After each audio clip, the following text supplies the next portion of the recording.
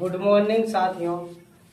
आज के क्लास में हम 10th का हिस्ट्री में चैप्टर नंबर 4 जो कि भारत में राष्ट्रवाद ये पढ़ने वाले हैं और बढ़िया से कहानी के तरह समझेंगे।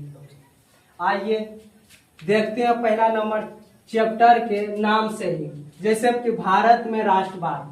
भारत में मतलब भारत तो जानिए रहे हैं दोस्तों कि आप सब भारत में हैं, लेकिन राष्ट्रवाद का मतलब क्या होता है? राष्ट्रवाद का मतलब देश से प्रेम, राष्ट्र के देश के प्रति चेतना का भाव उत्पन्न करना, यानी कि राष्ट्र के प्रति सद्भावना, देश प्रेम बहुत तरह से होता है दोस्तों। इसी को राष्ट्रवाद कहते हैं। जो कि देश के लिए मर मिटने के लिए तैयार होता है उसे देश प्रेम कहते हैं। और दोस्तों इसमें पढ़ने वाले हैं भारत पर उस समय, इस चैप्टर में भारत में उस समय ब्रिटेन का शासन हुआ करता था। किसका हुआ करता था? ब्रिटेन का शासन हुआ करता था। ब्रिटिश काल कब से कब तक चला ये भी आज देखेंगे। ब्रिटिश काल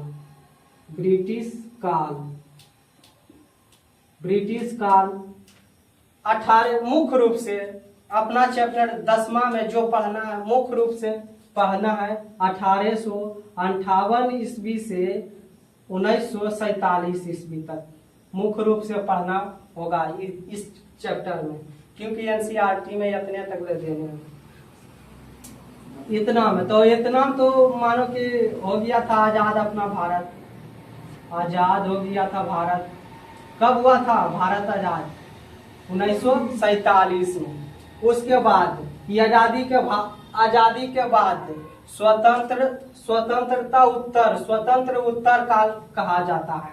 आजादी के बाद 1947 के बाद जो समय आया उसे कौन काल कहा जाता है?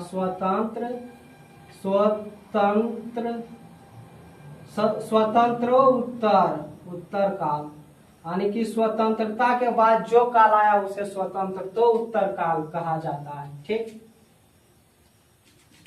काल कहा जाता है। इस समय में ब्रिटिश काल के समय ब्रिटिश यानी कि जो शासन कर रहा था उस समय सबसे शासन करने वाले पद को सबसे बड़ा पद गवर्नर जनरल होता था। क्या होता था? गवर्नर जनरल होता था। सर्वोत्तम पद उस समय में ब्रिटिश समय में सर्वोत्तर यानी कि सबसे उत्तम पद,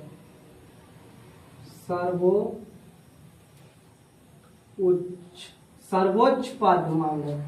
सर्वोच्च पद होता था गवर्नर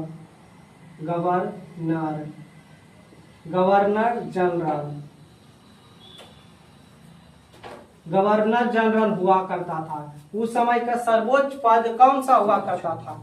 गवर्नर जनरल। यही पद हुआ करता था, यही पद सबसे उच्च हुआ करता था। ठीक, उसके बाद इसमें मुख्य रूप से जब देखेंगे कि कौन कौन से गवर्नर जनरल आए। पहला नंबर उस समय के गवर्नर जनरल मुख्य रूप से लॉर्ड लिटन थे। कौन थे? लॉर्ड लिटन थे। और इसका कार्यकाल 1800 क्या कर रहा है? कुछ नहीं कर रहे, ऐसी होगा पढ़ाई। अप्रैल 1876 से करना था, बताओ 1880 तक लेखा। अप्रैल 1876 से इसका कार्यकाल ये था। ठीक, इसके बारे में पढ़ेंगे। ठीक, उसके बाद आने वाले वायसराय गवर्नर जनरल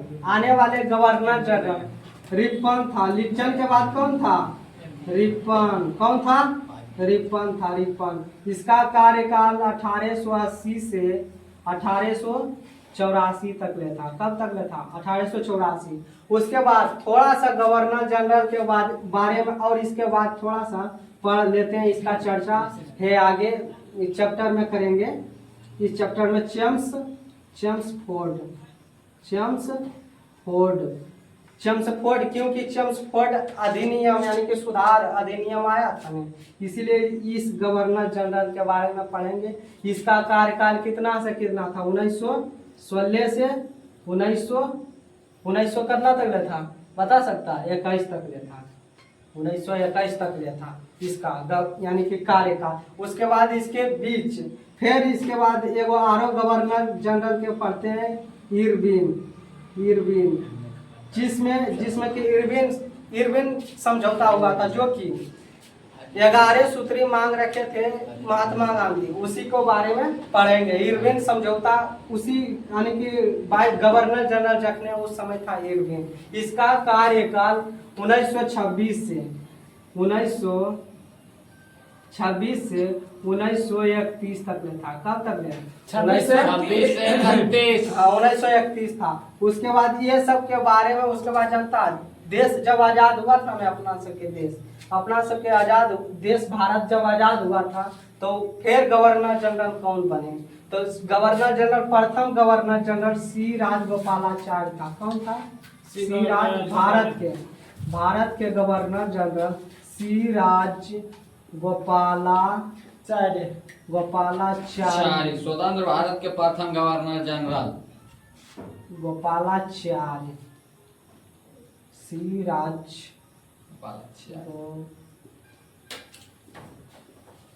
गोपालाचारी थे। ठीक, इसका कार्यकाल कब से कब तक था?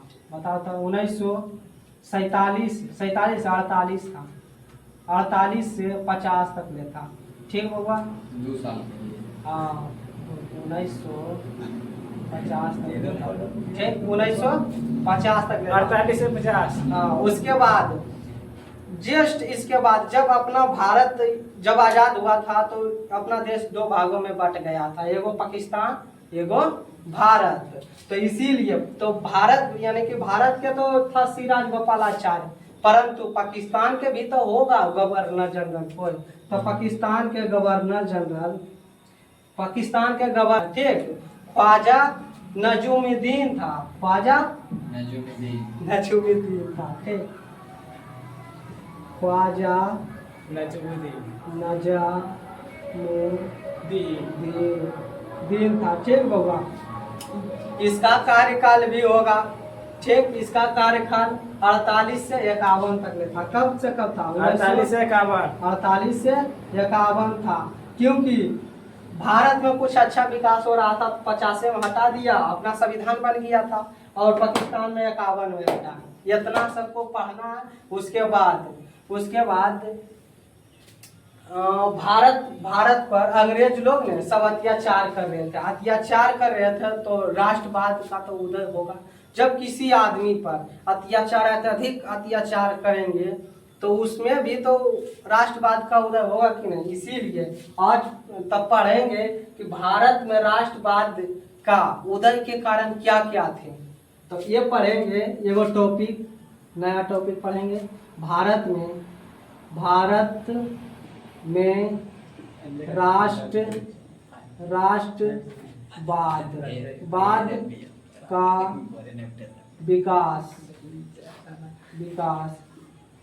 विकास के कारण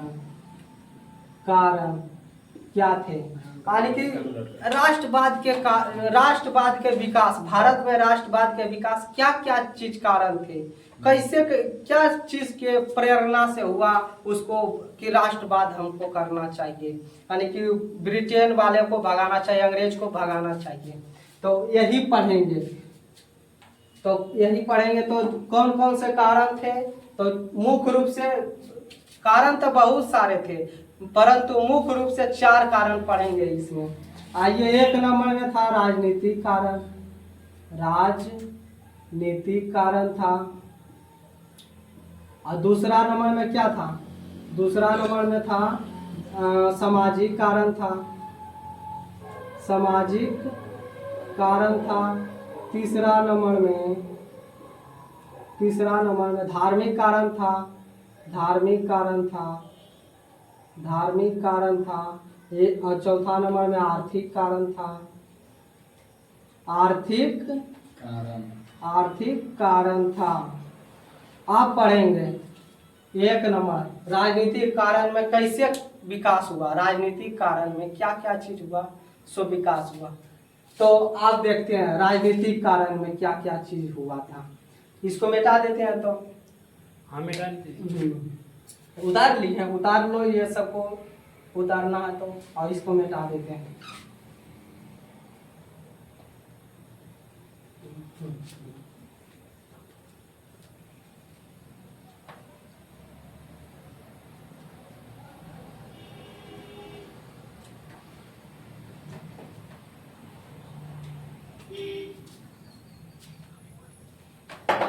उतार लिया।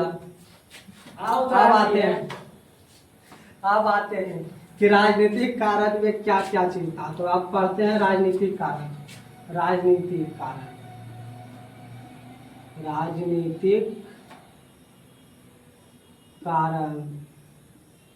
कारण में देखो first point Lord Lipton, Lord Lipton, Lord Lipton बउआ ये 1976 में गवर्नर जनरल, ये 1976 में गवर्नर जनरल, 1976 में 1876 सॉरी 1876 में गवर्नर जनरल बनवे किया, ठीक, गवर्नर जनरल बनवे किया ये, ठीक। परंतु 2 साल के बाद 1878 में ये काम कर दिया वर्नाक्यूलर, वर्नाक्यूलर प्रेस एक्ट ला दिया था। इसमें वर्नाक्यूलर एक्ट प्रेस ला दिया राजनीतिक कारण में। कब लाया? 1878 में लाया, ठीक। अब देखेंगे कि वर्नाक्यूलर प्रेस एक्ट के मतलब क्या होता है। इसमें हुआ था ऐसा कि पहले समझ लेते हैं। प्रेस माने छपाई होता है, एक्ट माने कानून होता है। कानून ला दिया था कि प्रेस पर जो वर्नाक्यूलर एक नाम था, जैसे कि अभी के माध्यम में ये भी न्यूज, आज तक, हिंदुस्तान भारत, ये सब जो है ना, और उसे ही उस समय हुआ करता था वर्नाक्यूलर प्रेस एक्ट। तो ये छपाई करता था इंग्लिश मीडियम में, इंग्लिश में और हिंदी में भी, दोनों में करता था यह छपाई।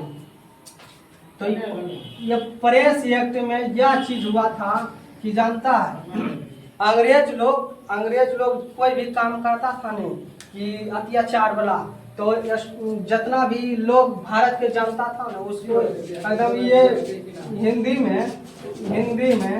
हिंदी में समाचार पत्र जो था ना, समाचार पत्र जो था ना, समाचार पत्र छाप के एकदम देता था, एकदम पूरा भारत में प्रसार कर। उसके बाद उससे होता था इसका विरोध, अब विरोध होता था तो इसको झेलना पड़ता था। इसी कारण से ये बोले कि सिर्फ इंग्लिश में छपाई होगा, सिर्फ इंग्लिश में छपाई होगा, हिंदी में नहीं होगा। क्योंकि इंग्लिश तो यानी कि कुछ करता ब्रिटेन वाला जो था, ब्रिटेन अंग्रेज सब जो था ना, वो सब इंग्लिश जानता था, हिंदी नहीं जानता था। इसीलिए बोलता था कि सिर्फ इंग्लिश में छापो, हिंदी में नहीं छापो। ये इसको एकदम बंद करवा दिया एकदम से कि नहीं छपाई होगा एकदम से। यही एगो कानून ला दिया था। कौन लाया था? 1878 में लाया था, लॉर्ड लिप्टन लाया था। कौन सा कानून लाया था? Vernacular press act. यही वाला कानून ला दिया था कि सिर्फ तुम इंग्लिश में छापेगा, क्योंकि हिंदी में जितना भी लोग को एकदम से कोई भी चीज हुआ करता था कि जैसे कि कोई संगठन हो रहा, ठीक, वहाँ पे कोई कानून बन रहा तो इसमें छाप देता था, तो पूरा हिंदुस्तान वाला आदमी पढ़ता था तो उससे आंदोलन करने लगता था। इसी कारण से ये एगो प्रेस एक्ट ला दिया था, यही वाला। उसके बाद दूसरा कारण 1 साल के बाद, 1 साल के बाद दूसरा कारण 1 साल के बाद ला दिया था अस्त्र शस्त्र अधिनियम, यानी कि शस्त्र अधिनियम, शस्त्र अधिनियम,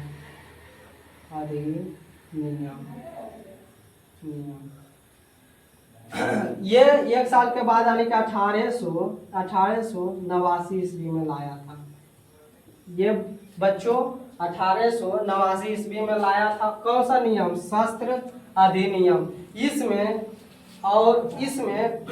इसमें बोलता था, इस नियम का मतलब क्या? शस्त्र माने हथियार होता था,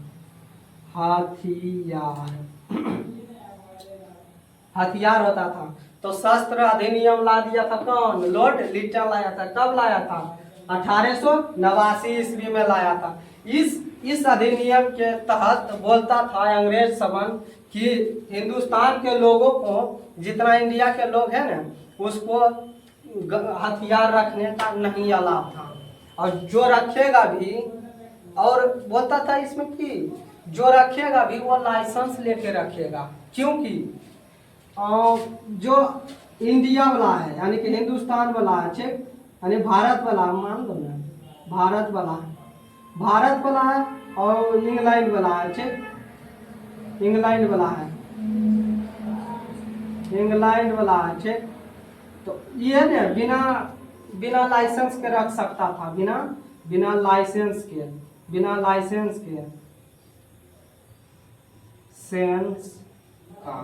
लाइसेंस का ये अंग्रेज सामान रख सकता था, हथियार, पिस्टल, गन बंदूक सब रख सकता। लेकिन भारत वाला बोला कि बिना लाइसेंस के नहीं रख सकता, क्योंकि कोई भी चीज में कि दंगा फसाद न हो, नहीं तो रखने देता तो अंग्रेज सामान के तो मार के तो दिया देता नहीं, इसीलिए नहीं रखने देता था। और जो रखबो करता था वो लाइसेंस लेके रखता था। क्या बोलता था? लाइसेंस लो तब। और जानबे करता है कि जब लाइसेंस लेगा तो अंग्रेज सबके तो लाइसेंस नहीं देगा, इसीलिए लाइसेंस नहीं देता था।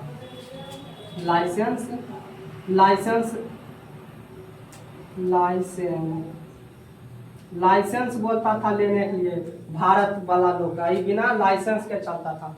इसी शस्त्र अधिनियम को इंग्लिश में इसी शस्त्र अधिनियम को इंग्लिश में बोलता था आर्म्स एक्ट। कौन सा एक्ट बोलता था? आर्म्स एक्ट बोला था, ठीक। आर्म्स एक्ट मतलब होता वही कि शस्त्र कानून, यानी कि शस्त्र नहीं रखने के लिए देता था। ये लाया था कौन? ये दो चीज लाया था। कौन? पहला लाया था वर्नाकुलर एक्सप्रेस, थोड़ा सा ज्यादा हो गया ना,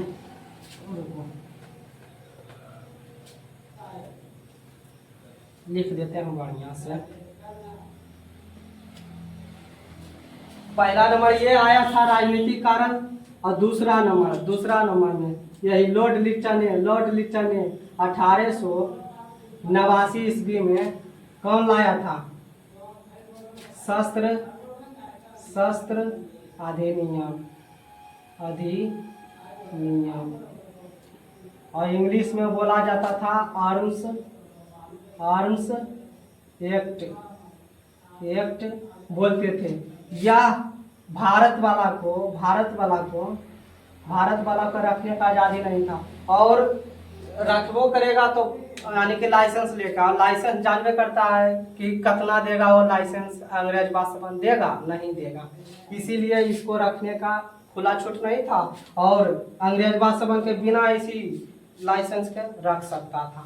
आइए तो फिर ये वाला एक्ट ऐसा है ना, अभी तक ले लागू है, अपना संविधान में भी है, क्योंकि अभी तक ले संविधान है, देख रहा है अपना सबको रखने का है, हथियार नहीं रखने, इसीलिए ये वाला शस्त्र अधिनियम अभी तक ले अपना संविधान में भी लागू है। और अगला ये राजनीतिक कारण, ये 2 कारण तो हो गया। अगला आइए 1883 में कौन सा कानून आया था? इल्बर्ट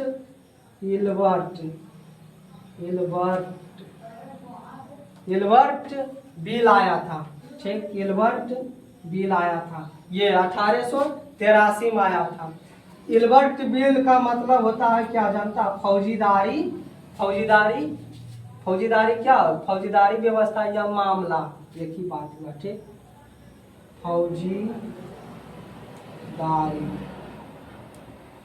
फौजीदारी मामला। ठीक, इल्बर्ट बिल का मतलब फौजीदारी मामला होता था।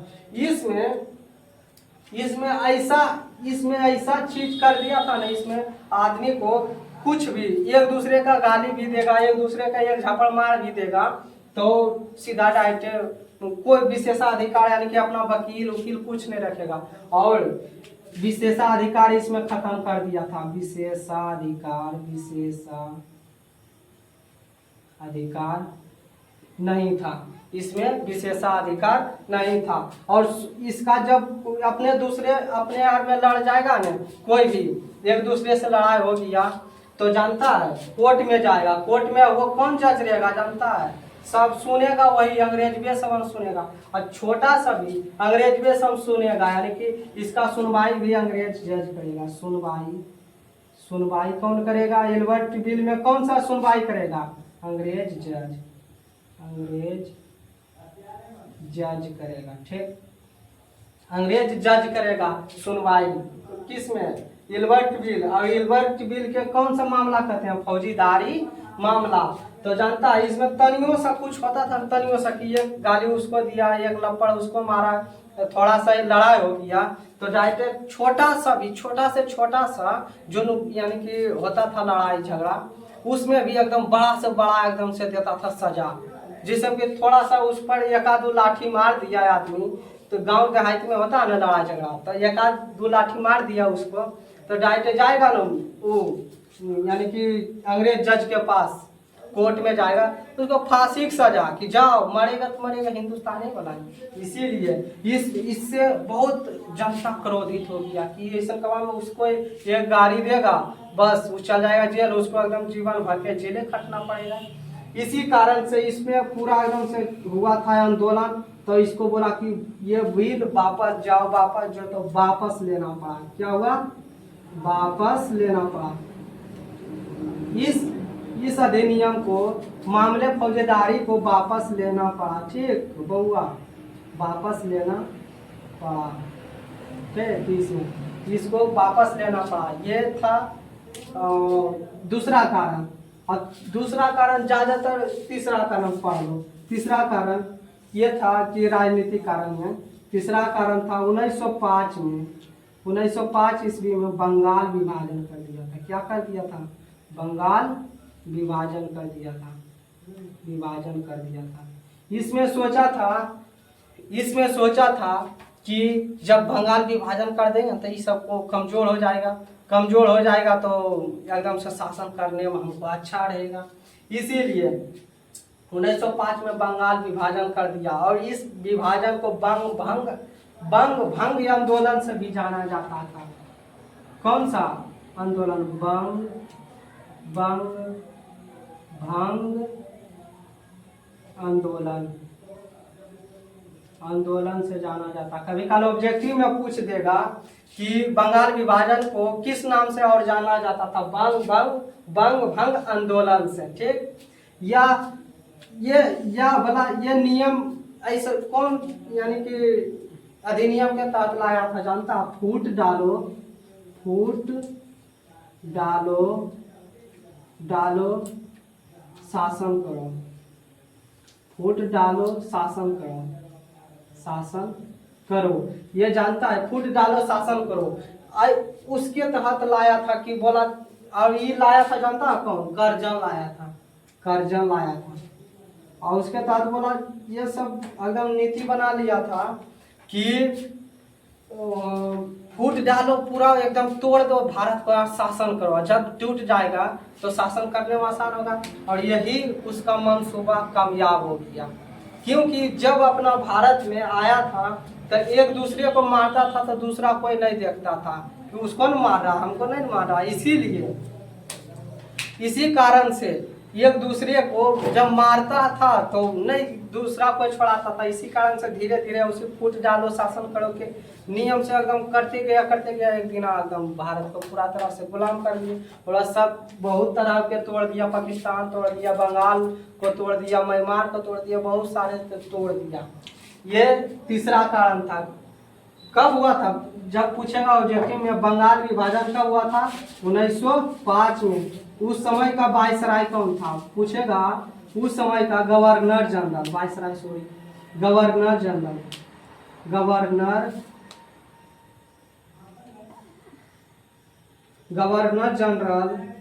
जनरल कौन था? तब बोलना है करजन था। कौन था? करजन था। फिर इतना सब आया तो साथियों, तो इतना सब था कौन सा कारण? राजनीतिक कारण समाप्त होगा। इतना सब उतारिएगा तो उतार लीजिए, सब उतारिए।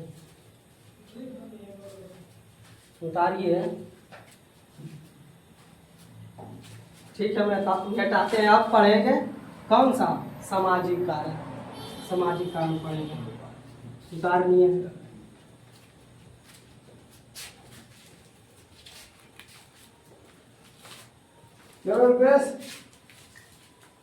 रोके ना। आइए आप उतार लिए, अगला में आते हैं। अगला सामाजिक कारण में। सामाजिक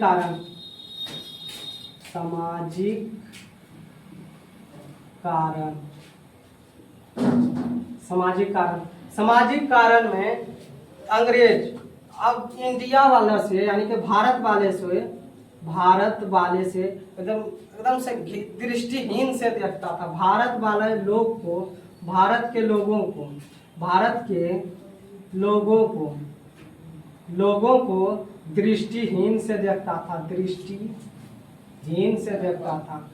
एकदम से बड़ी दूसरा नजर से देखता था। और ज्यादातर सामाजिक कारण में दो चीज में सबसे ज्यादा एकदम अंग्रेजवा सब करता था भेदभाव। ये वो करता था गोरा में, ये वो करता था काला में। कौन में? काला से तो पूरा नफरत करता था, पूरा अंग्रेजवा सब काला से पूरा नफरत करता था। गोरा से थोड़ा बहुत करता था, लेकिन गोरा था तो उसके साथ यही सामाजिक कारण है। सामाजिक कारण के मुख्य कारण यही था, गोरा एवं यानी कि मुझे कहता है ये सब करता था। ठीक, दूसरा नंबर में जानता सामाजिक कारण पर दूसरा नंबर में ये तो हो गया गोरा एवं काला के नजर से देखता था, यानी कि भेदभाव करता था गोरा और यानी कि कलर पे, यानी रंग भेद जिसको बोलते हैं, रंग भेद करते थे अंग्रेज सब। और ये बहुत दृष्टिहीन से देखते थे भारत के लोगों को। ठीक, दृष्टिहीन से देखते थे। और दूसरा कारण है इसी में, सामाजिक कारण में दूसरा कारण है जनता कोई भी बड़ा पोस्ट पर अंग्रेजवा सबन, ब्रिटेन वाला अंग्रेजवा सबन नहीं आने देता था एकदम से कोई भी बड़ा पोस्ट पर। जैसे कि सिविल सेवा परीक्षा में नहीं देता था आने के लिए, बड़ा पोस्ट पर नहीं आने देता था। ऊंचा जो पोस्ट होता था ना, ऊंचा पोस्ट होता था जो होता था, उस पर एकदम भारत वालों को देखना नहीं चाहता था इंग्लैंड वाला। जैसे कि एगो तो पहुंचियो गया, बहुत कठिनाई से पहुंचबो करता था, फैले कर देता था आधे रास्ता। और एगो अपना भारत के आज यहाँ महान एकदम व्यक्ति थे, वो एगो पहुंचबो किए, उसका नाम है एकदम पूरा क्वालिफाई करके एकदम किए, लेकिन उसको इतना प्रताड़ित किया, उसका नाम है सुरेंद्र नाथ बनर्जी था। ठीक, बनर्जी था, जो ये आईएएस के एगो पद होता आईसीएस बना था, परंतु इसको इतना एकदम बनने के बाद इतना प्रताड़ित करता था, इतना टॉर्चर करता था नहीं, इसको कुछ कहने के नहीं, इसीलिए इसको एकदम पद त्यागने पर मजबूर कर देता था। इतना अंग्रेज बासवान होता था, क्योंकि न इसलिए न बैठने देता था कि बड़ा बड़ा पोस्ट पर यदि इंडिया वाला चल जाएगा, भारत वाला लोग चल जाएगा तो भारत के तो सपोर्ट न करेगा, इसी कारण से नहीं देता था बैठने के लिए। ठीक, ये था सामाजिक कारण। अब आते हैं धार्मिक कारण। धार्मिक कारण आते हैं 3 नंबर में धार्मिक कारण।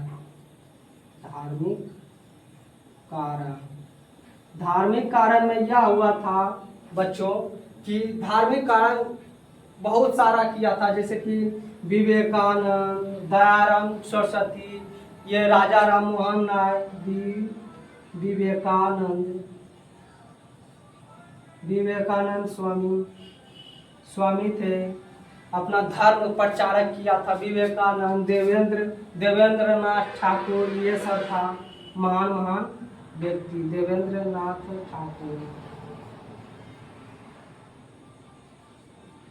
ठाकुर, राजा राम मोहन राय,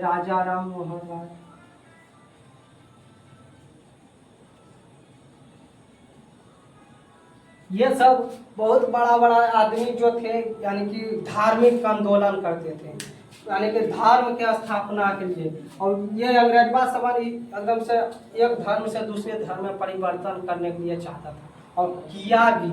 जैसे कि आप मानिए कि हिंदू धर्म है, मुस्लिम धर्म है, तो इस सब धर्म से न डायरेक्ट ईसाई धर्म में परिवर्तन कराता था अंग्रेजवा सवाल। ईसाई धर्म में परिवर्तन कराता था।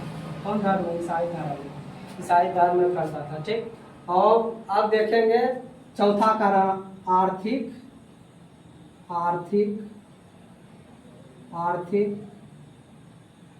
कारण। आर्थिक कारण होगा।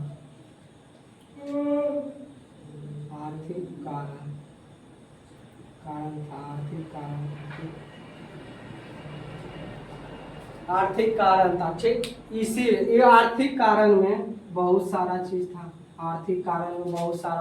था। जैसे कि आर्थिक कारण में सबसे ज्यादा जनता 2 चीज का शोषण हुआ,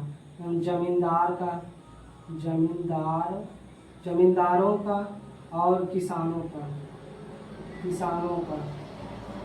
पर दोनों पर टैक्स लगा दिया था। ठीक, टैक्स लगा दिया था दोनों पर, बोलता था कि दोनों टैक्स देगा। आर्थिक कारण पर इतना शोषण हुआ, और ज्यादातर जमींदार से तो ज्यादा किसान के हुआ था।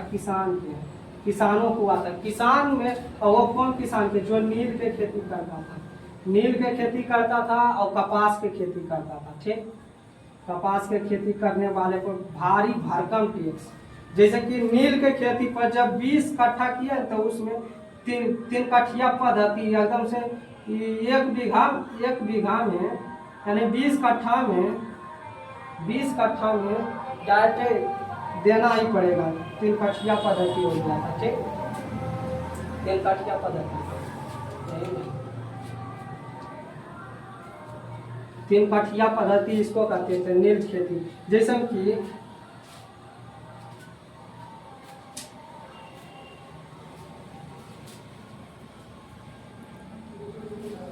3 कट्ठिया पद्धति कहते थे।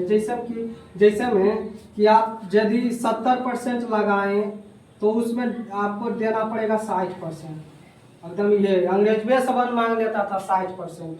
जैसे 70% और नील खेती पर 3 कट्ठिया पद्धति लगा दिया था। 3 कट्ठिया पद्धति, यही सब था आर्थिक कारण, धार्मिक कारण, राजनीतिक कारण। वीडियो अच्छा लगे तो आप इस चैनल को सब्सक्राइब एवं लाइक और शेयर करें दबाकर।